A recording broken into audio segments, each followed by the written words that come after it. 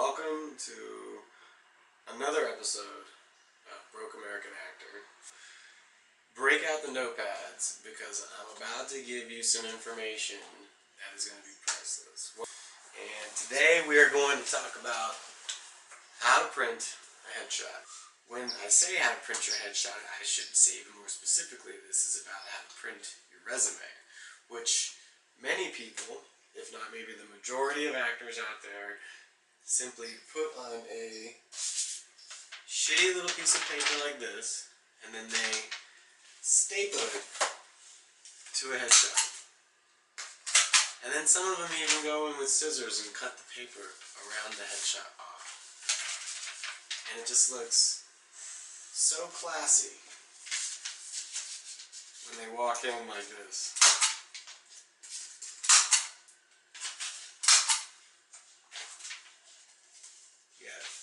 Little shards of paper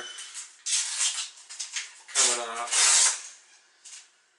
Super classy. Look at that. Super nice. So,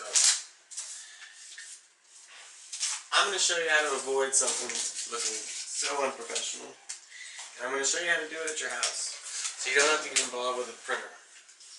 Now, as you can see, I've got just a standard home computer here. I also just have a very standard home printer. I think I bought this printer for $40 at Best Buy.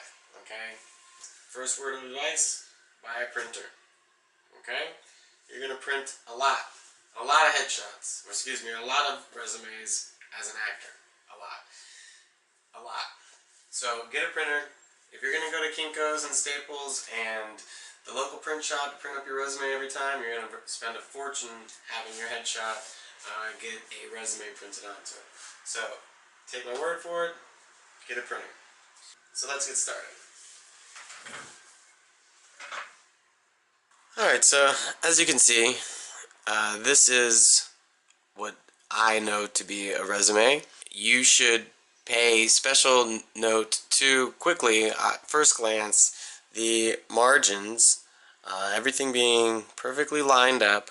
Okay, now I'm going to show you how to make some quick changes to the resume, give you a couple of tips on how to move quickly through this. But again, at first glance, it should appear as though all of the margins are just straight lines. Okay, now you should note again some common attributes to resumes that actors use, and again, actors use or present information about themselves differently than you would have information presented about an accountant or a customer service representative or a human relations representative. So actors have to essentially, and there are some similarities, but essentially you have to feature the information that is about you as quickly as possible. So you only have a minute and a half in a room, and the one thing you just don't want them to forget is your name. So front and center, biggest font on the resume, bigger than all the font on all the resume. I'm going to say this again, it is the biggest font on the resume. I don't care what the font is, but it's the biggest one. Now, as we're talking about font before I move too far ahead, notice that my font is very simple. It's very clear what my name is, what the spelling of my name is. It is Christian Steele. There it is. Okay, so you can use cursive or calligraphy or whatever font you want to use, but if someone can't clearly read your name in a matter of 1 second, your name might get forgotten. So think about that when you're picking this really clever, happy, fun font, okay? The number 2 thing you want them to do is call you back. You always want a callback, and the word call is in what you want, so you better have your phone number quickly placed somewhere right next to your name. Now, as you can see, the name is centered, okay? Again, biggest font on the resume. The first thing you see here is personal phone number, okay? Now, the next thing you'll see there is my email address. And while we're talking about email addresses, I would like you to notice that my email address is christianaudition@gmail.com. And that is one of 8 different email addresses that I have. And this email address is only for auditions, casting directors, producers. I do not give people in the industry my personal email so that they can then sell that email address to a bunch of casting services and headshot services, and then you get a bunch of junk mail about elements of the industry that people have to spend money on. You want your height and you want your weight on there. For women, you want more than just that. Typically, you want even your measurements there. What your bust is, your hips, and your waist are there. I only have my height and my weight.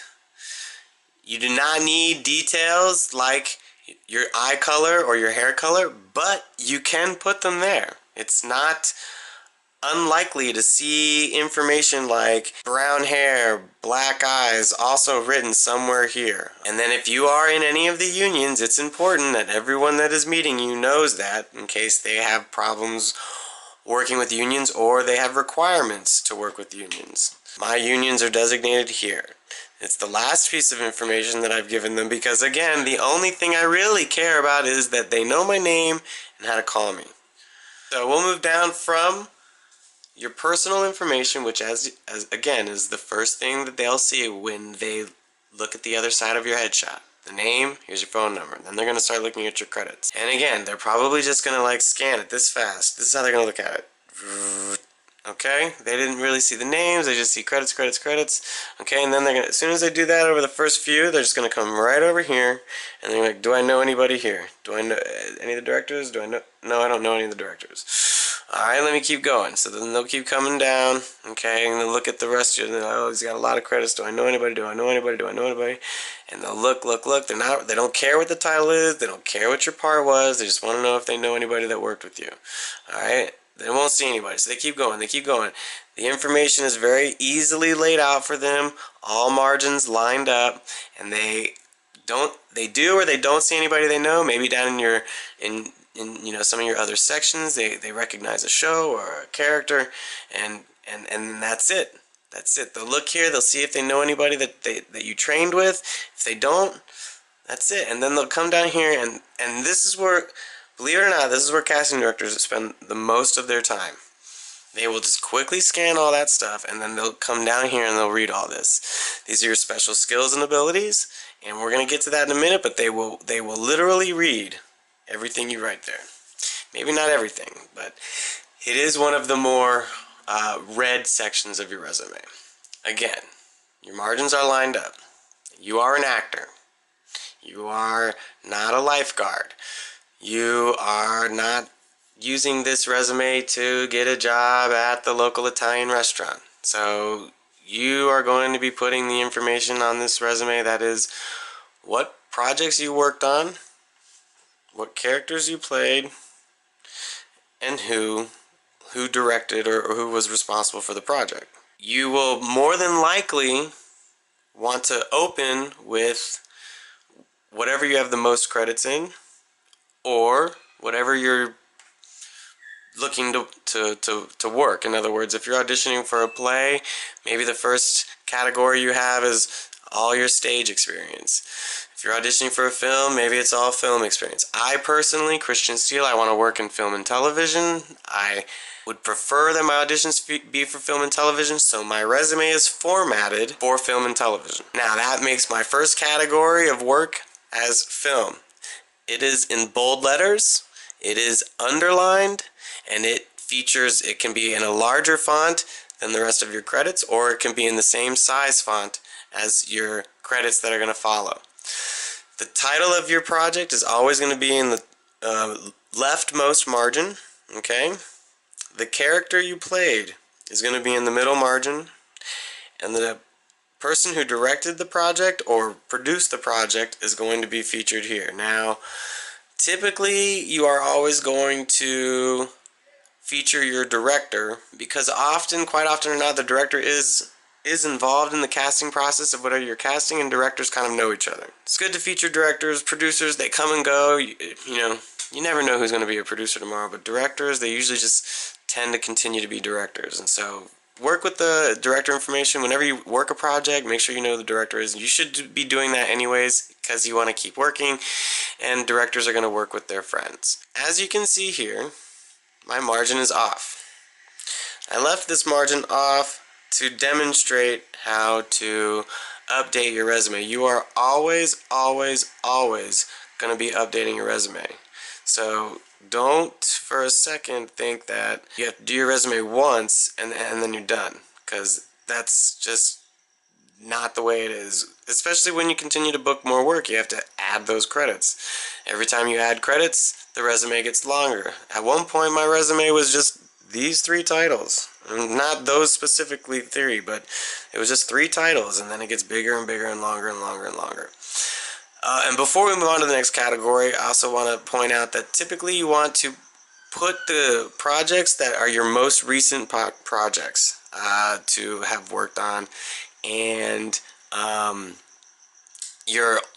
so in contrast, your oldest stuff is usually down at the bottom. Okay, so these are some credits that I left unupdated so that I could demonstrate to you real quick how you want to, how easy it is or hard it can be for you to update your resume.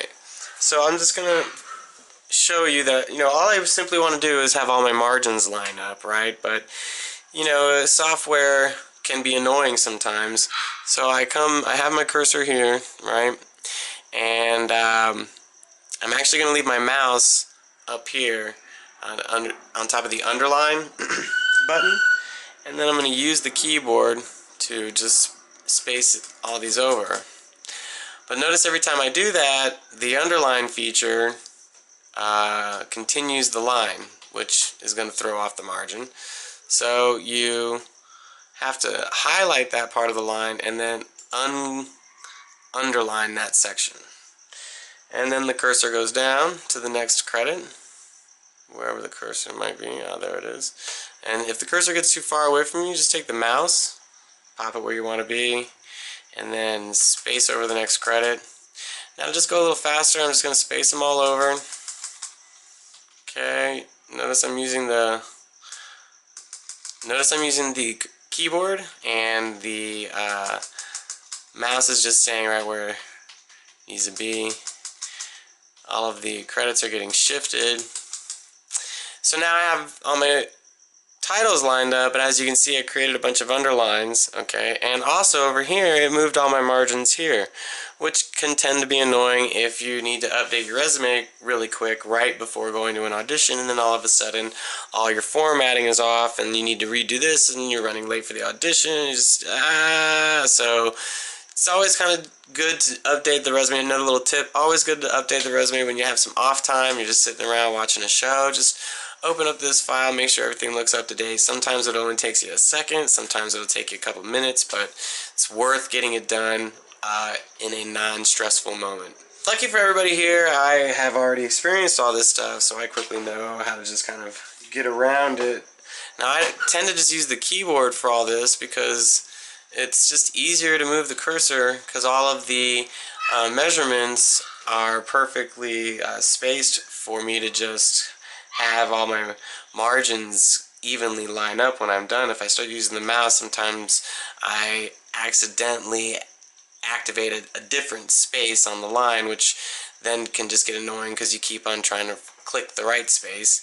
But if you just use the keyboard for all of these little changes, it'll take much less time. So right now what I'm doing is I'm getting rid of these underlines, okay? And the quickest way I do that is I have the cursor here at the beginning of the title, and then the next credit has an underline, and I'll just come down here and press down, the down arrow, and then I hold down the shift button, and with the left arrow I space by space highlight the part of the underline I want to get rid of, and then I just have the mouse already waiting up here on the underline button, and I click it and the underline goes away.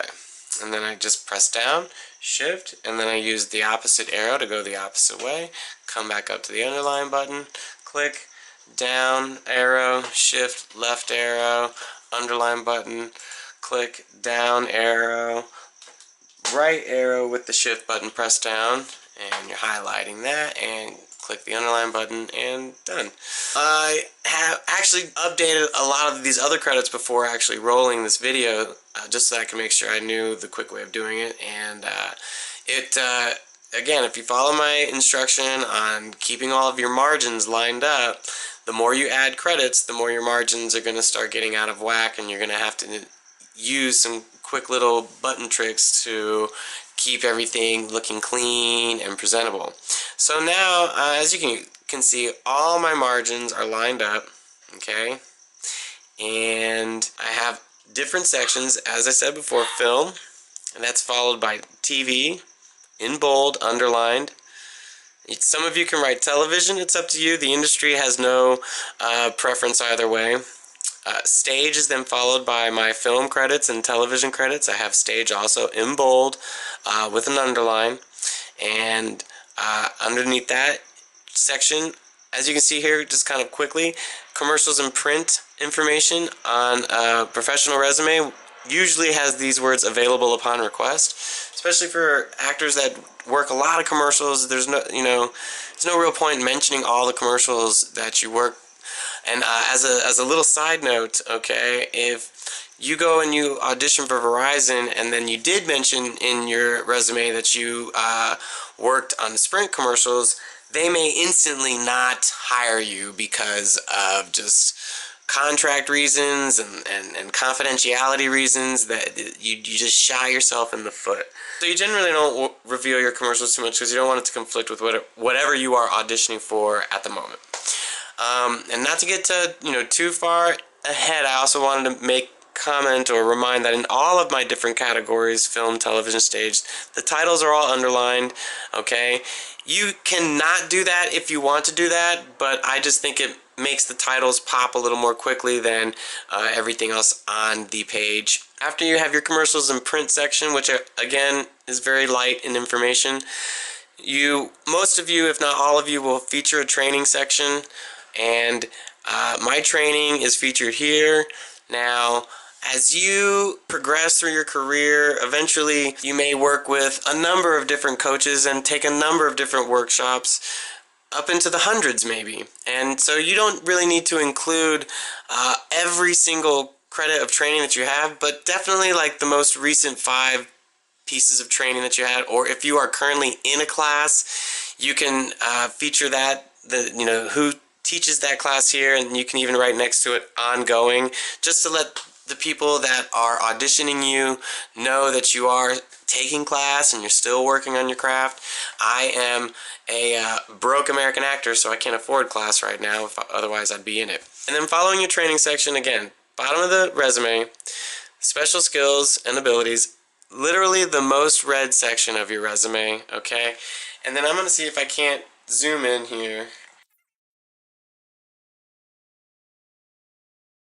One there.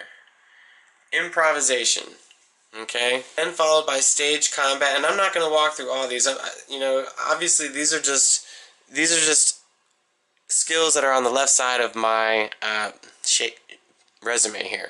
But some of them are a little wacky. I mean, food runner, whistling, storytelling, gardening, event planning. I mean, obviously, in some cases, let's see, skateboarding, jump rope, bodybuilding, canoeing, archery, fishing, yoga. It may sound like some of these are a little ridiculous, okay? But, I mean, look at this one. Climbing trees. Right here, climbing trees. It may sound a little ridiculous, but that is why the casting directors spend so much time in this section right here. Because the casting directors are trying to hire an actor who not only can walk and talk, but maybe in a scene he has to do some swimming. And they want to make sure that the guy can swim. Or maybe in a scene he has to, be playing pool. And here you got an actor that can play billiards. Or maybe he's got maybe he's a disc jockey. And you know, the character's a disc jockey. This guy says he has experience as a disc jockey. He did a great read. We like his look. Should be a great fit. So whatever experience, other experience that you have that you can't feature in the rest of your resume, because the rest of your resume is supposed to be about what kind of credits and jobs you've already booked. Those credits and jobs don't give you an opportunity to say, so I was in A Few Good Men and I did some canoeing. You know, I mean, that information is not relevant. They don't want to know what you did in each show. But if you can tell them that you can work a canoe, you do know how to exercise yoga, you are a runner, you can cook, you can play racquetball, you can throw a frisbee, you know, you can tell a story, you can garden.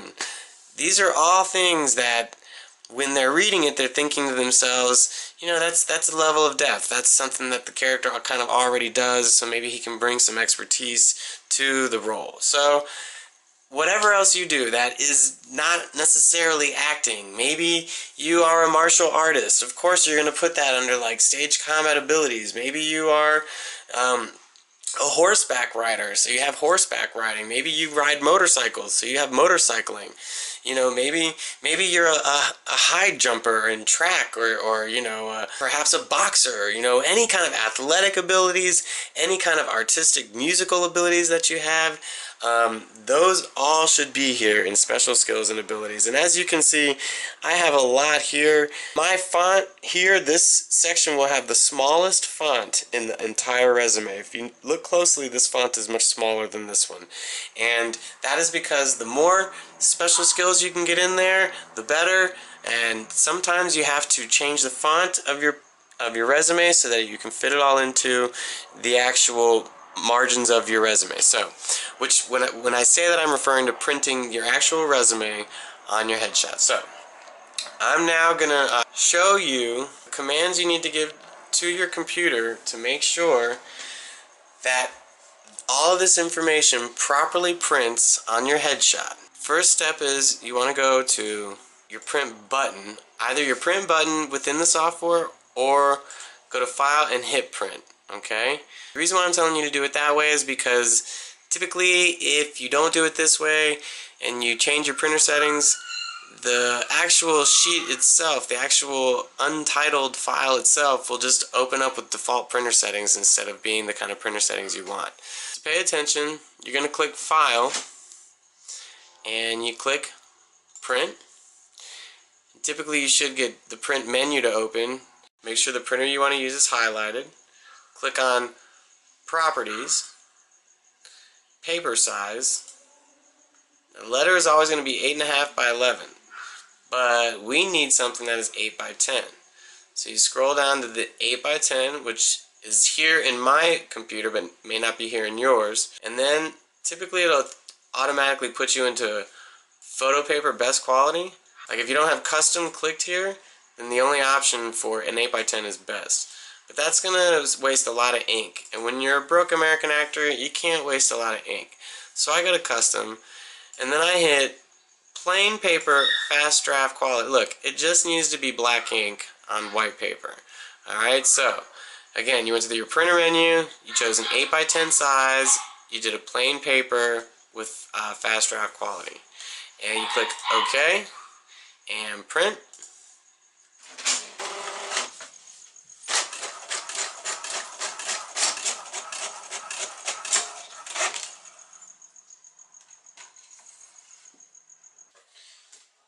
Okay, everything looks good, you know, and as I've always said, the margins, even from a far distance, you can easily see they all line up, you know, and still, you know, it's good to use an old resume as a little side tip. You know, always save your old resumes because you're going to use them to run test prints for when you update your resume. You don't want to discover a mistake that you made when doing test prints, but you're putting mistakes on your new headshots. So, you know, everything looks good on this, you know, and as I even draw it in closer, you know, you can see clearly. Christian Steele. And then the phone number, email, height, weight, union designation, and then all the credits, all the margins are evenly lined. And again, down here at the bottom, special skills and abilities. And they're just all neatly lined up. You can clearly see all of them. It's a really good layout of information for an actor resume, you know. And so now that everything is looking pretty good on the headshot, or excuse me, now that everything's looking pretty good on the test prints for the resume, I'm going to move to my actual headshot, my updated headshot. Okay, and all I'm going to do is put that there and tell the computer to print one off. Again, 8x10 setting in your printer options, and comes out. New headshot. All my updated information. All my special abilities are there. All my credits that I want that are there. And so yeah, looks good. Everything's looking good. So thanks for tuning in. I hope you learned a little bit about how to print up your resume on your headshot. I want you to like, comment, share, subscribe to the channel, Virtual Media Network, like this show, Broke American Actor. Hit me up on Facebook, Christian Steele on Facebook. Hit up Virtual Media TV on Facebook. Leave messages, make connections, share my information, share my media, and show me media that you want me to see as well. I'm a really open-minded guy, and you know, one of these days we should play a drinking game where you take a shot every time I say super. But I digress. It's been a fun episode. Peace.